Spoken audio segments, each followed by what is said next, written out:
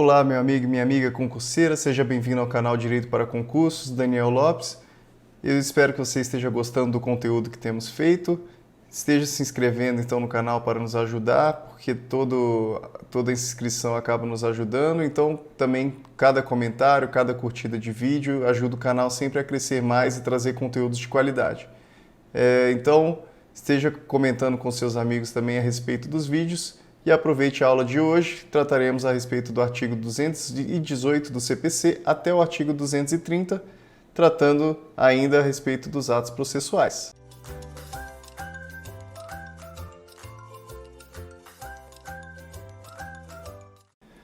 Vamos lá, meu amigo concurseiro, continuando nos estudos dos atos processuais. Hoje iremos começar um novo capítulo tratando a respeito dos prazos. E lembrando novamente, com relação aos prazos, como eu disse já em outra aula, a VUNESP ela ama cobrar prazo, ela ama cobrar situações em que ele está tratando de situações objetivas, situações de prazos, de datas, de números. Então ele ama dizer que é 5 dias, ou que é 10 dias, que é 15 dias, que é tantas horas.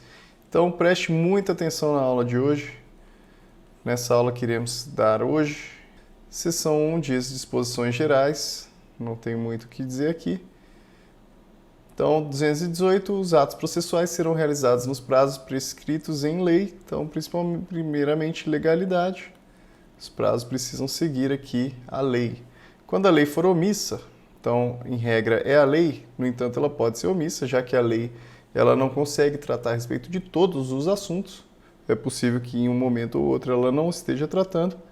O juiz determinará os prazos em consideração à complexidade do ato. Então, se não for legal o prazo é judicial. Quando a lei ou o juiz não determinar prazo, então não existe um prazo legal e nem um prazo judicial, as intimações somente obrigarão a comparecimento após decorridas 48 horas. Então, 48 horas com relação às intimações. Inexistindo preceito legal ou prazo determinado pelo juiz, então a mesma coisa, não tem prazo nem legal e nem judicial, mesma coisa, será de 5 dias o prazo para a prática de ato processual. Prática de ato processual a cargo da parte. Então, aqui temos uma situação distinta, que é 5 dias para a prática do ato processual. Então, aqui está tratando de intimação e comparecimento. Aqui está tratando nos 5 dias de prática de ato processual. Então, essa é a distinção aqui entre parágrafo 2º e parágrafo 3º. Tomar cuidado, não confundir os dois, não confundir os 48 horas com os 5 dias. É só pensar aqui que comparecer é fácil, é só ir, então o prazo é menor, são só 48 horas. E lembrando que 48 horas é diferente de 2 dias, cuidado, tá bom? Ele pode estar querendo dizer lá na sua prova 2 dias, no entanto, tome cuidado, é importante que você responda 48 horas.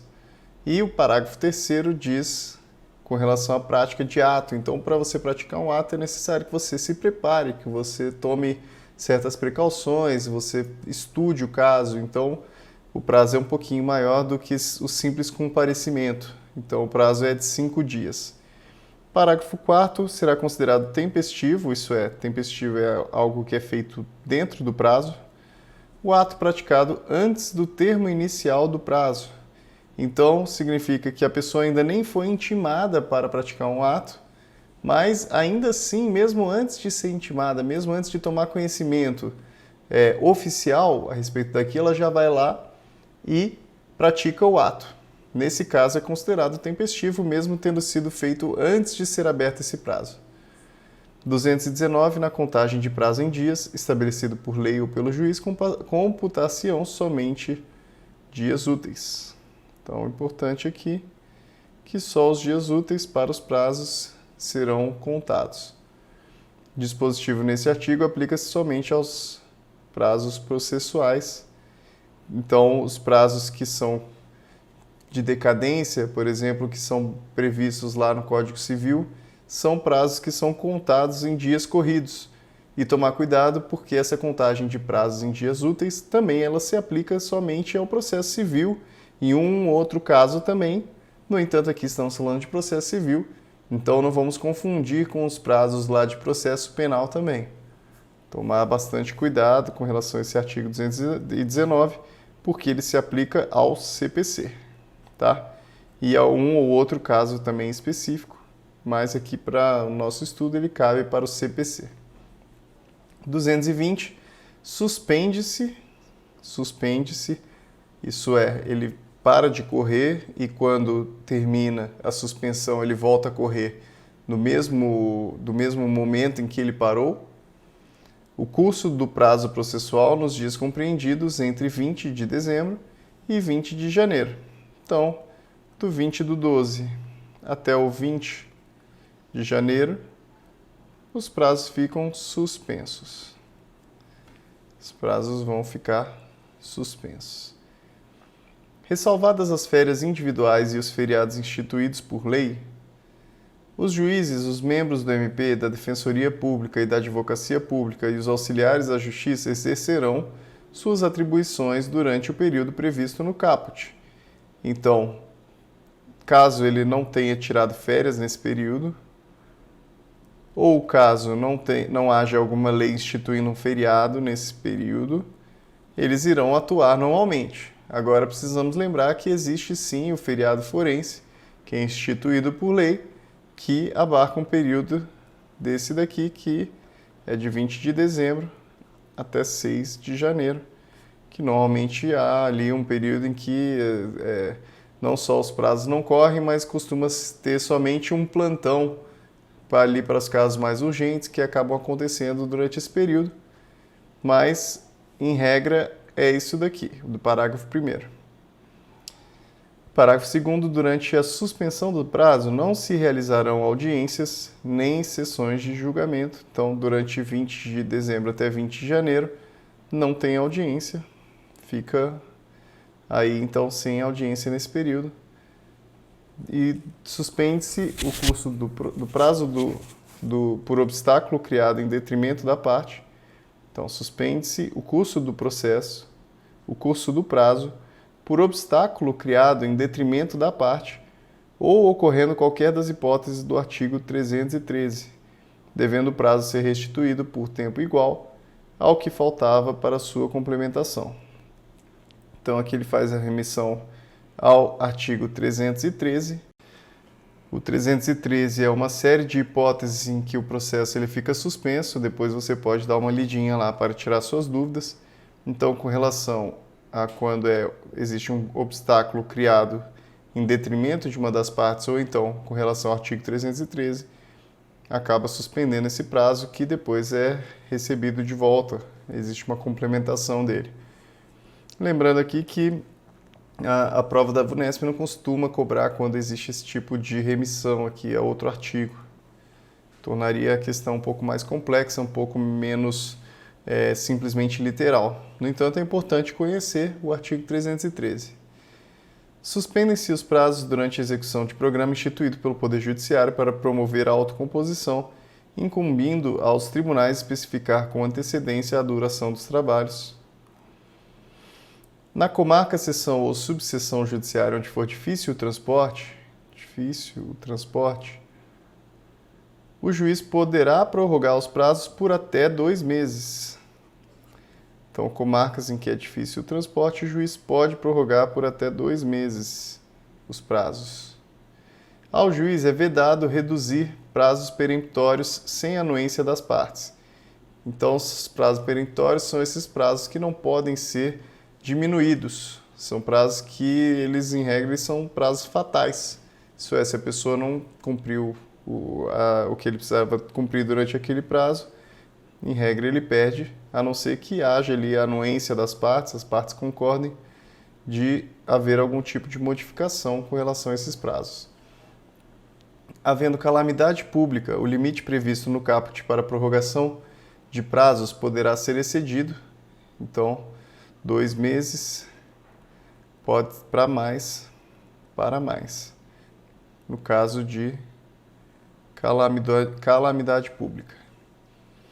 Decorrido o prazo, extingue-se o direito de praticar ou de emendar o ato processual. Então, acabou o prazo, extingue-se o direito de praticar, isso é, a parte não tem mais direito de praticar aquele ato, já que o prazo já acabou, já findou-se, ou de emendar o ato processual, então ele já praticou o ato, no entanto ele gostaria de fazer alguma modificação naquele ato que ele produziu.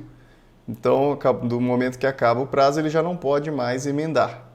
Independentemente de declaração judicial, isso significa que mesmo que o juiz não vá lá e reconheça que aquele prazo terminou, ainda assim o prazo terminou. Então não é necessário que o juiz declare isso. Ficando assegurado, porém, a parte provar que não o realizou por justa causa, então a parte pode comprovar, sim, a não realização por alguma justa causa, o juiz pode considerar isso e aceitar que ele pratique o ato ou emende o ato. E o que é justa causa? O parágrafo 1º, logo em seguida, diz: considera-se justa causa o evento alheio à vontade da parte e que a impediu de praticar o ato por si ou por mandatário. Verificada a justa causa, o juiz permitirá à parte a prática do ato no prazo que lhe assinar. Então, o juiz assinala um prazo para que a parte possa praticar o ato nessas situações aí. Salvo disposição em contrário, os prazos serão contados excluindo o dia do começo e incluindo o dia do vencimento. Aqui uma disposição extremamente importante, principalmente para quem for exercer aí o cargo de escrevente. Temos ali então que os prazos eles são contados excluindo o dia do começo. Então, vamos lá dentro de um calendário. 5, 6, 7. Vamos dizer aqui que o começo do prazo seria no dia 1º. Ele exclui e começa a contar a partir do dia 2º. Então, um prazo de 5 dias que comece no dia 1º, ele na realidade vai começar aqui 2, 3, 4, 1 dia, 2 dias, 3 dias, 4 dias, 5 dias, termina aqui no dia 6, porque ele inclui o dia do vencimento. O parágrafo 1º já diz que os dias do começo e do vencimento do prazo serão protraídos para o primeiro dia útil seguinte, se coincidirem com o dia em que o expediente forense for encerrado antes ou iniciado depois da hora normal ou houver indisponibilidade da comunicação eletrônica. Então, digamos ali que na quarta-feira o sistema estava indisponível ou então acabou sendo iniciado fora do horário normal. Então, a pessoa queria ali praticar aquele ato durante aquele período e acabou não podendo porque ele não estava aberto no horário normal, ou então porque o sistema estava indisponível, ou porque foi encerrado antes.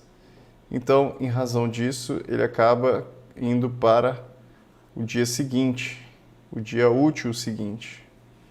Então, é isso que ele fala aqui, para o primeiro dia útil seguinte.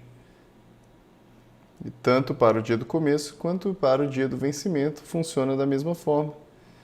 Parágrafo 2º, considera-se como data da publicação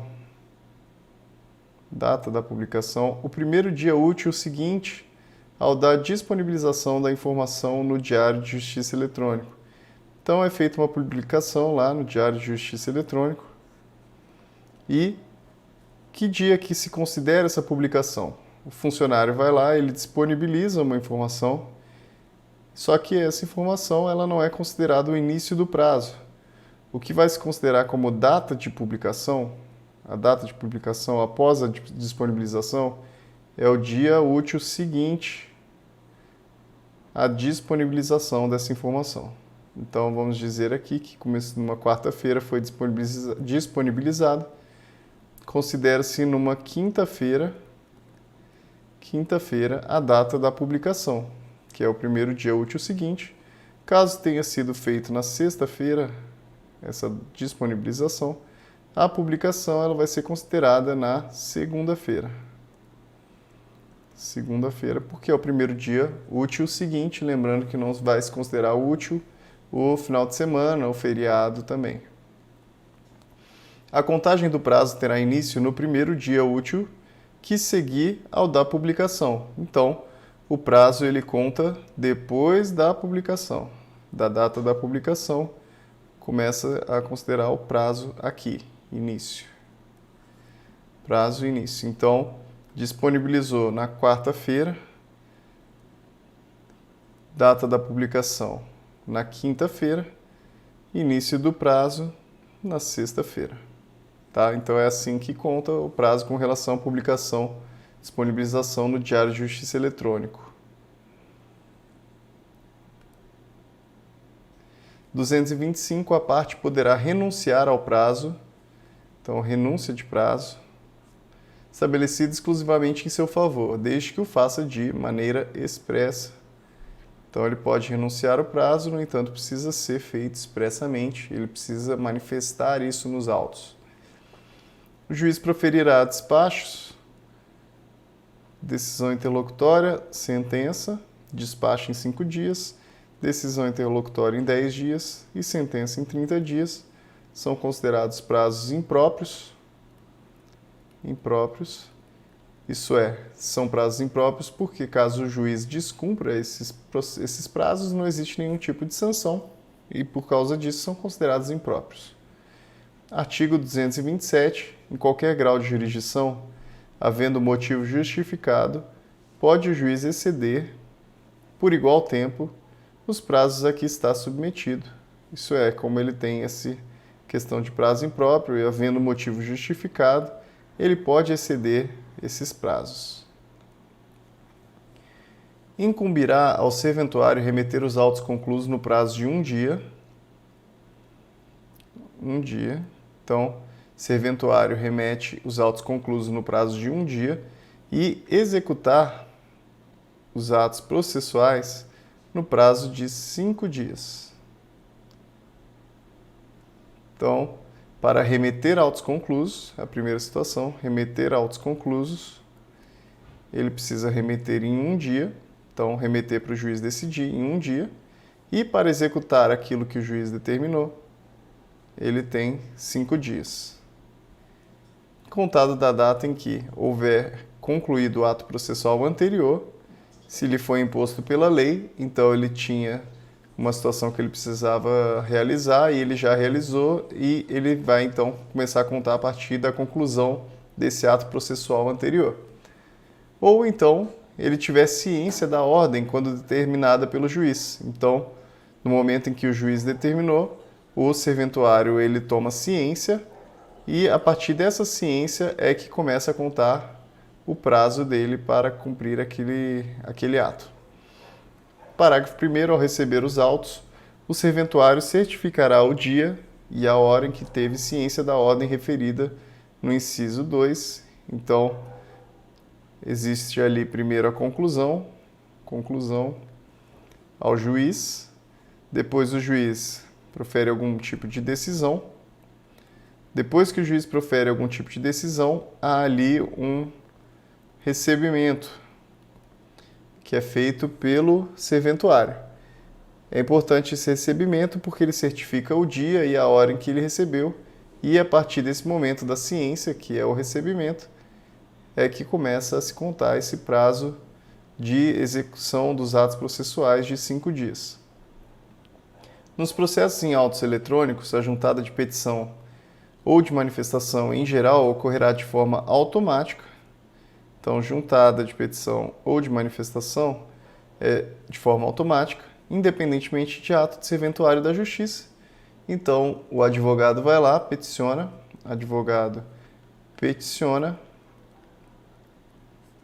e esse peticionamento dele, como ele é feito de forma eletrônica, ele já é inserido nos autos.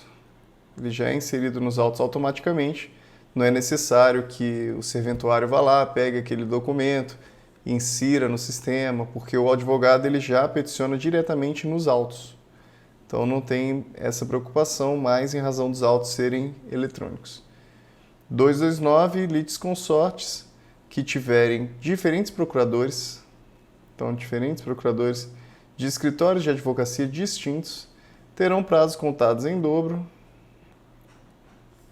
para todas as manifestações, em qualquer juízo ou tribunal, independentemente de requerimento. Temos então aqui, primeiro, é necessário que sejam litisconsortes. Litisconsortes. O que significa? Significa que existe mais de uma pessoa, tanto no polo ativo ou no polo passivo. Isso é, entre autor ou réu, existe mais de uma pessoa. Então, existe o João e o José dentro do polo ativo. Os dois são autores, são litisconsortes. No caso, eles têm procuradores diferentes, então precisam ser litisconsortes, mas diferentes procuradores, mais escritórios distintos, escritórios diferentes, mais escritórios diferentes, mais autos físicos. Como eu sei que é autos físicos? Porque o parágrafo 2º diz que não se aplica o disposto do caput aos processos em autos eletrônicos. Não se aplica. Então precisa ser litisconsortes, diferentes procuradores, escritórios diferentes e autos físicos. E cessa a contagem do prazo em dobro. Então ele vai ter prazo em dobro, né? Lembrando aqui, 2 vezes.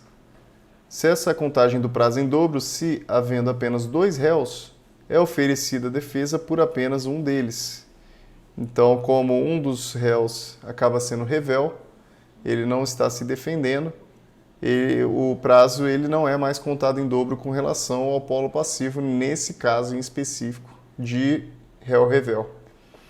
230, o prazo para a parte. E lembrando, né, o artigo 229 ele tem uma situação ali que é para justamente impedir que ocorra do procurador não ter acesso àqueles autos. Então pode acontecer o procurador ele necessita ter acesso, saber o que os autos estão discutindo, o que o processo está discutindo, para que ele possa se manifestar de uma forma eficiente. Então justamente por isso que ele somente funciona com relação aos autos físicos. Porque nos autos eletrônicos é possível que a qualquer momento o procurador vá lá e acesse o processo. Justamente por isso, então, que só se aplica nesse caso. 230, o prazo para a parte, o procurador, a advocacia pública, a defensoria pública e o Ministério Público será contado da citação, da intimação ou da notificação. Essa é a regra, é o momento em que se toma conhecimento, do ato processual. É o momento que começa a contar o prazo. Então, finalizamos hoje aqui no artigo 230. Eu espero que você tenha gostado da aula. Compartilhe esse vídeo com mais amigos. Esteja se inscrevendo também no canal e continue assistindo as outras aulas também. Assista o restante das aulas de processo civil e das outras matérias também para que você possa ter um bom desempenho na sua prova. Muito obrigado. Até a próxima.